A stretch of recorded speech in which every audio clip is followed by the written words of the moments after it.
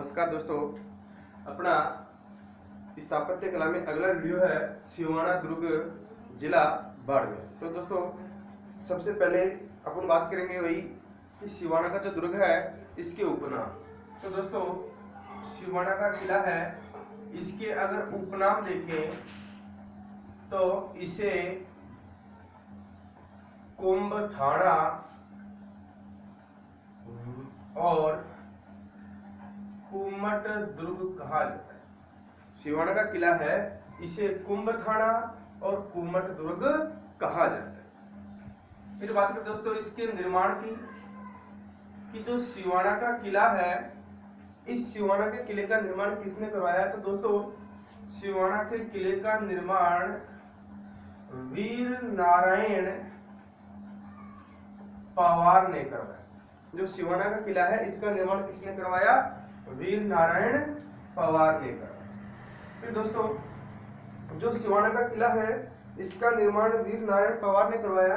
और दोस्तों ये हल्देश्वर पहाड़ी पर बना है। कौन सी पहाड़ी पर बना है? हल्देश्वर। तो दोस्तों दोनों बातें याद रखेंगे कि इस किले का निर्माण वीर नारायण पवार ने करवाया और ये कौन सी पहाड़ी पे बना है? हल्देश्वर पहाड़ी पे बना। अब बात दोस्तों इस किले के बारे में अमीर खुसरो का कथन आता है।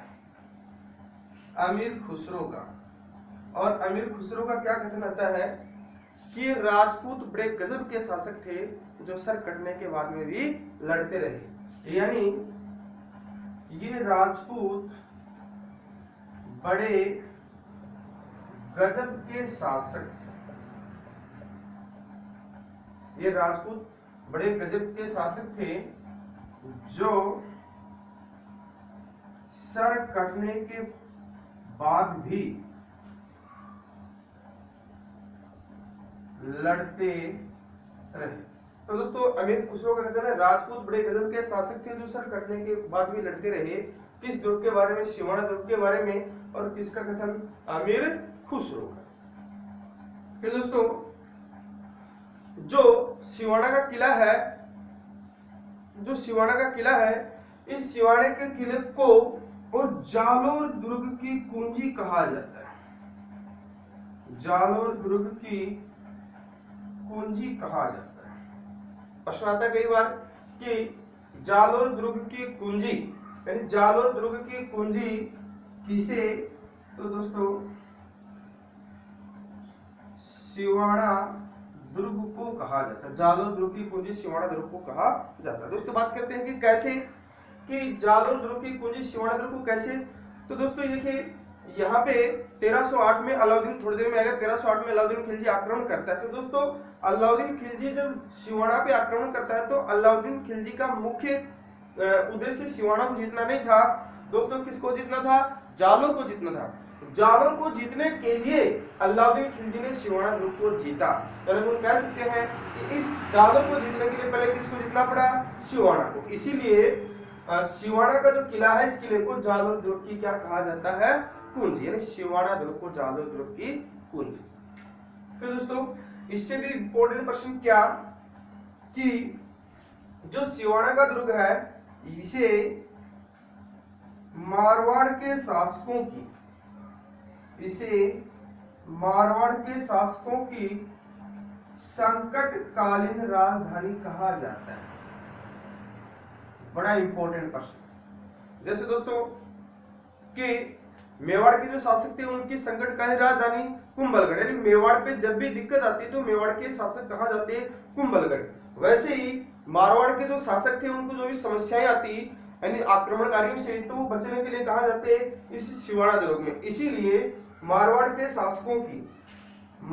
शासकों की संकटकालीन राजधानी किसे कहा जाता है? सिवाना दुर्ग को। देखिए दोस्तों कैसे कहा जाता है संकटकालीन राजधानी, इसकी बात करते हैं। तो देखिए दोस्तों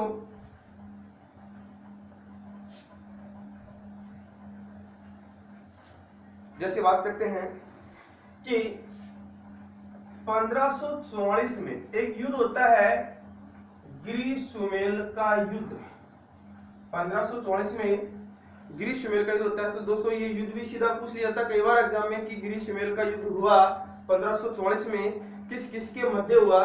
तो दोस्तों ये शेरशाह सूरी और मालदेव के मध्य, शेरशाह सूरी और मालदेव के मध्य। इस जो ग्रीष्मवेल का युद्ध है इसमें मालदेव की हार होती है, शेरशाह सूरी की क्या होती है, विजय। अभी दोस्तों इसके ऊपर एक कथन भी आता है शेरशाह सूरी का। इसका कथन आता है कि मैं मुट्ठी भर बाजरे के लिए, मैं मुट्ठी भर बाजरे के लिए हिंदुस्तान की बादशाहत खो देता। यानी युद्ध शेरशाह सूरी तो जीत जाता है लेकिन इसके पसीने छूट जाते हैं युद्ध जीतने में, तो इसलिए कथन कहता है कि मैं मुट्ठी भर बाजरे के लिए हिंदुस्तान की शहादत खो देता। ये प्रश्न भी आता है, ये भी आता है कि ग्रीष्मवेल के किस किसके मध्य हुआ, शेरशाह सूरी मालदेव, कब हुआ, 1540 में, और ये कथन किसका था दोस्तों, शेरशाह सूरी का। अब हम उसी प्रश्न में बात करते हैं कि सिवाड़ा दुर्ग को और मारवाड़ की संकटकालीन राजधानी कैसे। दोस्तों जब मालदेव की यहाँ पे हार हो जाती है ग्रीष्मवेल के युद्ध में, तो ग्रीष्मवेल के युद्ध में हार हो जाने के बाद में मालदेव वो कहां शरण लेता है, सिवाड़ा दुर्ग में। हुई ना मारवाड़ के शासकों की संकटकालीन राजधानी। दूसरा एक और तथ्य इसके अंदर आपको कि 1564 में और अकबर का सेना नायक होता है, अकबर का सेनापति या सेना नायक होता है जिसका नाम है बहराम खां।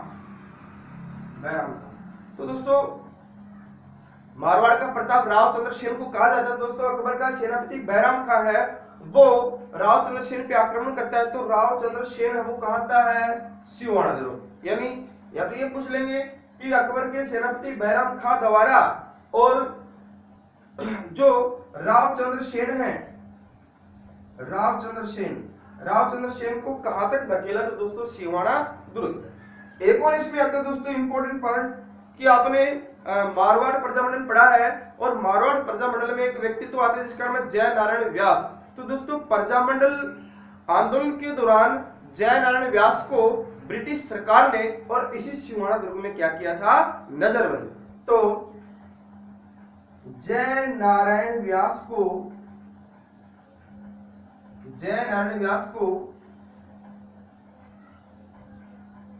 ब्रिटिश सरकार ने या अंग्रेजों ने और सिवाड़ा दुर्ग में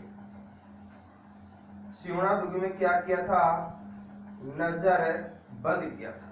यानी मारवाड़ प्रजामंडल आंदोलन के दौरान अंग्रेजों ने, ब्रिटिश सरकार ने जय नारायण व्यास को मारवाड़ जो सिवाड़ा का किला, इसी किले में क्या किया था, नजरबंद किया था।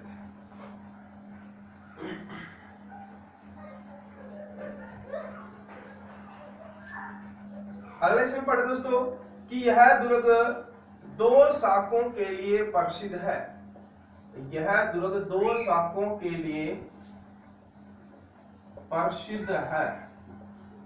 तो दोस्तों मैंने आपको पिछले वीडियो में पीछे पढ़ाया था आपको गागरोन दुर्ग, तो गागरोन दुर्ग के साथ साथ सिवाड़ा का जो किला है वो भी कितने शाकों के लिए प्रसिद्ध है, 2 शाकों के लिए। और दोनों शाखें इंपोर्टेंट देखिए दोस्तों कैसे। पहला शाखा होता है 1308 ईस्वी। अब दोस्तों जब भी बात अपने राजस्थान के संदर्भ में 1300 के आसपास किया है तो अपन अंदाजा लगाए 1301, 2, 3, 4, 5, 8, 11 तक। तो अगर इसे अंदाजा लगा सकते हैं कि आक्रमणकारी कौन होगा। तो दोस्तों यहाँ पे जो आक्रमणकारी हैं वो है अलाउद्दीन खिलजी। यानी 1308 में इस सिवाड़ा के दुर्ग पे अलाउद्दीन खिलजी क्या करता है, आक्रमण। और दोस्तों यहाँ पे होता है शासक होता है सातल देव क्या होता है यहाँ पे, शासक होता है। और अगर इसकी रानी की बात करें, पत्नी की बात करें, तो वो होती है मैना देवी। कौन होती है, मैना देवी।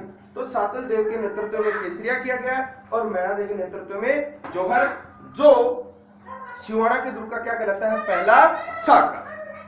फिर बात है दोस्तों जो दूसरा शाखा होता है वो होता है 1580 में। दूसरा शाखा होता है 1580 में। और यहाँ पे 1500 से आप अंदाजा लगा सकते हैं कि आक्रमणकारी कौन होगा। तो दोस्तों होगा लेकिन अकबर ने खुद ने आक्रमण नहीं किया, अकबर ने अपनी ओर से